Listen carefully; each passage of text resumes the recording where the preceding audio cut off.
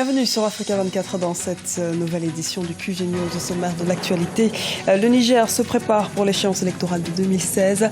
Élu en 2011, le président nigérien brigue un second mandat à l'élection présidentielle du 21 février.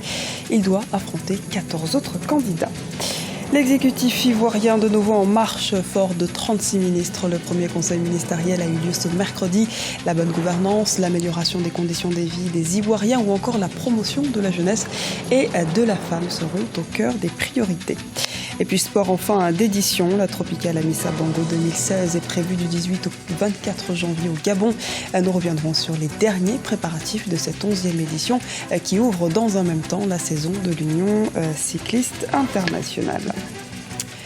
Mais avant de développer ces titres, crise au sein de l'UDPS, parti politique de République démocratique du Congo. Une plainte pour faux et usage de faux a été intentée contre le président de l'Union pour la démocratie et le progrès social, Étienne Tshisekedi.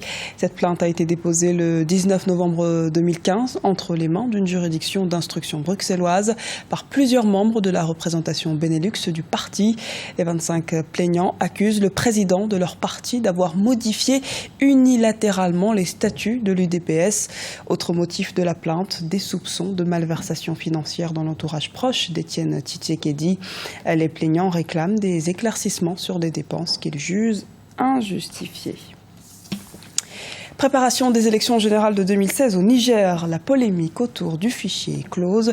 Les experts de l'Organisation internationale de la francophonie ont assuré à la Commission électorale nationale indépendante que le fichier électoral est dorénavant jugé fiable et également par les acteurs politiques nigériens. La CENI se dit à présent prête pour ces scrutins. Reportage de notre envoyé spécial au Niger, Wendiam Valentin Compaoré.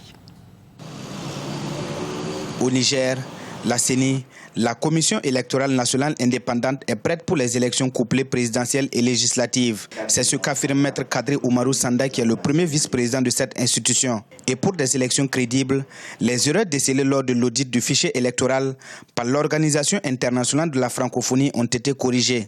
Il y a quelques erreurs qui ont été décelées que nous avons toutes corrigées avant de passer à l'édition. Notamment, il y a eu quelques doublons. Il y a eu des électeurs sans lieu de naissance, des électeurs sans date de naissance, des électeurs mineurs et puis des bureaux de vote sans électeurs. Mais toutes ces anomalies ne dépassent pas 1,5% de l'ensemble des électeurs. Ce sont en tout 15 candidats qui briguent la magistrature suprême au Niger. Et pour la première fois, la diaspora qui constitue la 9e circonscription électorale avec environ 112 000 électeurs votera. L'autre avancée concerne la carte d'électeur qui a été innovée. Les cartes d'électeurs sont sécurisées cette année. Il y a non seulement la sécurisation par l'identifiant national et une autre sécurisation par l'identifiant par bureau de vote. Et le plus important, c'est l'identification nationale par le code barre. Donc les cartes d'électeurs sont complètement sécurisées. Avec près de 18 millions d'habitants, le pays compte 268 communes et 8 régions. Ce sont un peu plus de 7,5 millions d'électeurs qui iront aux urnes le 21 février 2016 pour choisir leur président et leurs députés. Réconciliation nationale, renforcement des institutions, réduction des inégalités entre hommes et femmes. Tels sont notamment les vastes chantiers auxquels vont s'attaquer le nouveau gouvernement en Côte d'Ivoire. Ce mercredi, lors du premier conseil des ministres, le chef de l'État, Alassane Ouattara, leur a exprimé ses attentes en ce sens.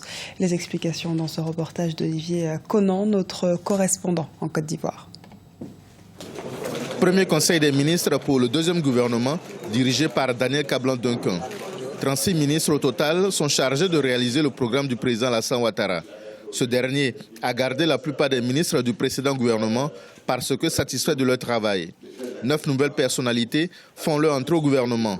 Parmi elles, l'ancienne présidente de l'université Félix Houphouët-Boigny de Cocody, Mme Ramata Bakayokoli, chargée de relancer l'enseignement supérieur pour améliorer l'employabilité des jeunes diplômés avec des formations adaptées au marché de l'emploi. Développer la pédagogie numérique pour un enseignement de qualité, parce que le marché du travail, aussi bien national qu'international, est devenu très compétitif.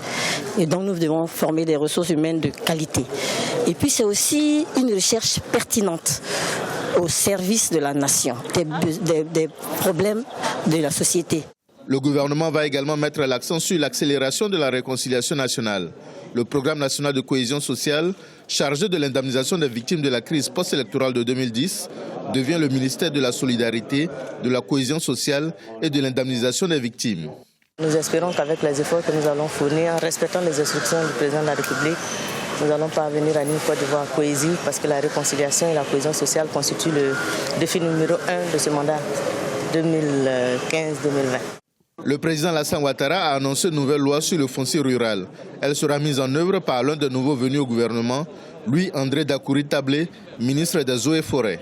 C'est un domaine assez dense, assez compliqué même.